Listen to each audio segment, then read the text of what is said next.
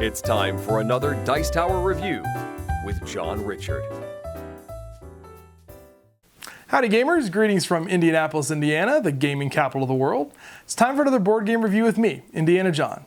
Today we're taking a look at a tiny little card game called Fidelitas, which is designed by Jason Kotarski and Philip DeBerry and released by Green Couch Games. This is a game, as it says on the box, of medieval meddling, and it's really a game of card play and card manipulation and secret objectives and that you're trying to get accomplished in this very interesting little medieval world that they've created here. So let's take a look at the setup and gameplay of Fidelitas and see if we can answer that all-important gaming question: is it fun?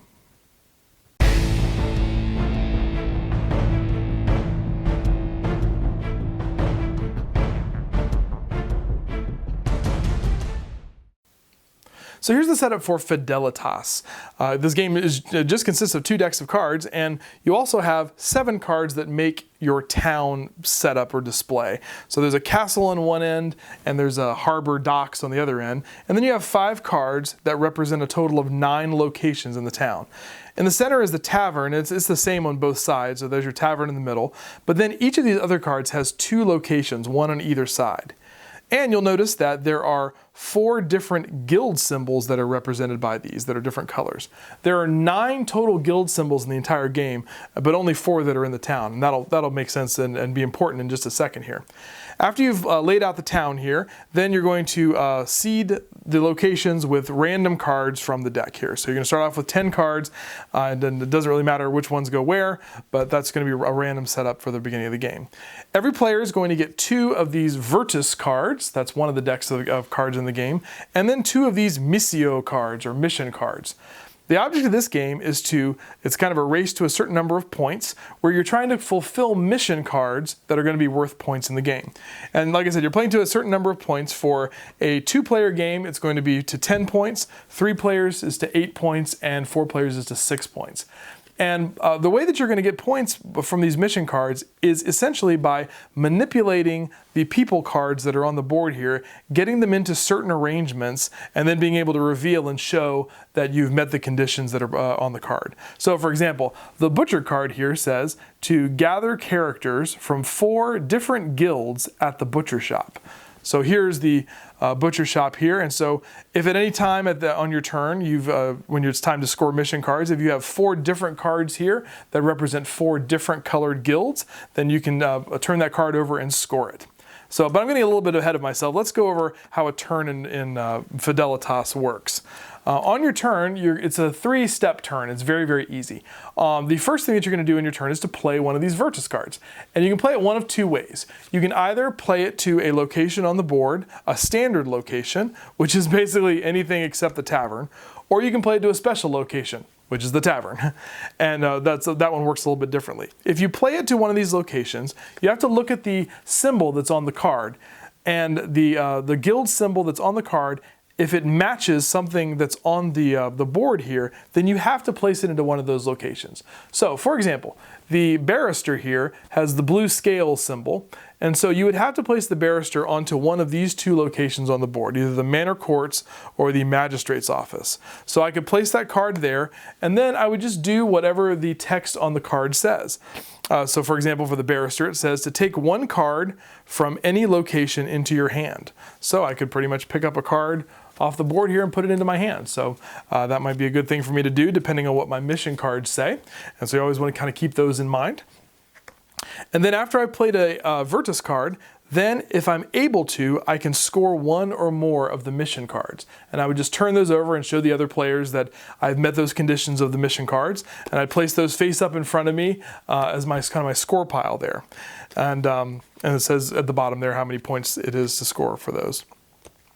After that, then if you've scored any mission cards, then you're going to draw back up to 2 mission cards, so that you always have 2, at least 2. And then if you've played a card, and then you're going to draw 1 Virtus card. And you can either take the Virtus card from the deck, or you can take it from the tavern. Now, let me back up just a second and say that the second way that you can play a Virtus card when you play a card is that you You can either play it to a regular location, or you can play it to the tavern. And if you play a card to the tavern, then you're not going to do the text that's on the card, but what this gives you the right to do is you can take one of your mission cards and discard it and get a new one. So if you just don't like this mission, you can just dump it and just get yourself a new one. So that will be what you would do.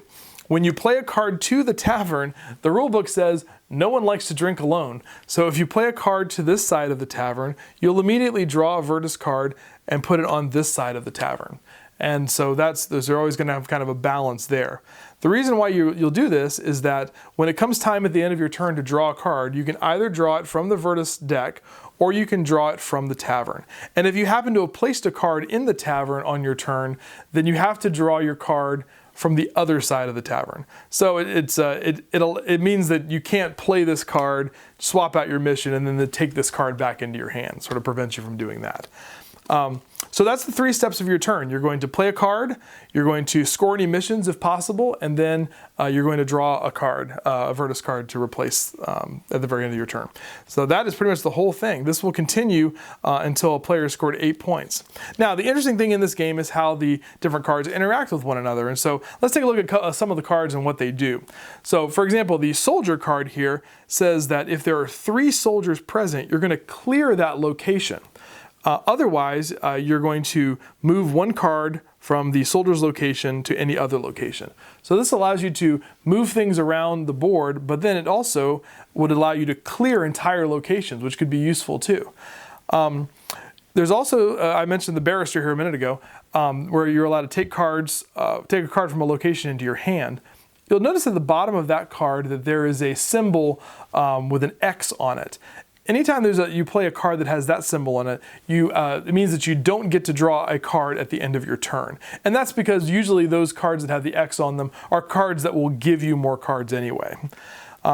So there's several different, all these 9 different guilds and different kinds of cards. So you're going to be playing these things, manipulating the board, moving things around, and scoring these mission cards. And the first player to get to the point total is going to be the winner of Fidelitas.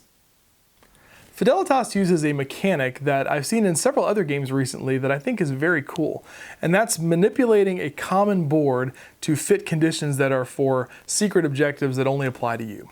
A recent game that does this very well is Takanoko, where everybody is building onto their bamboo board, the map tiles, and you have cards that will give you points if you have those map tiles in particular configurations, or if the bamboo is a particular height.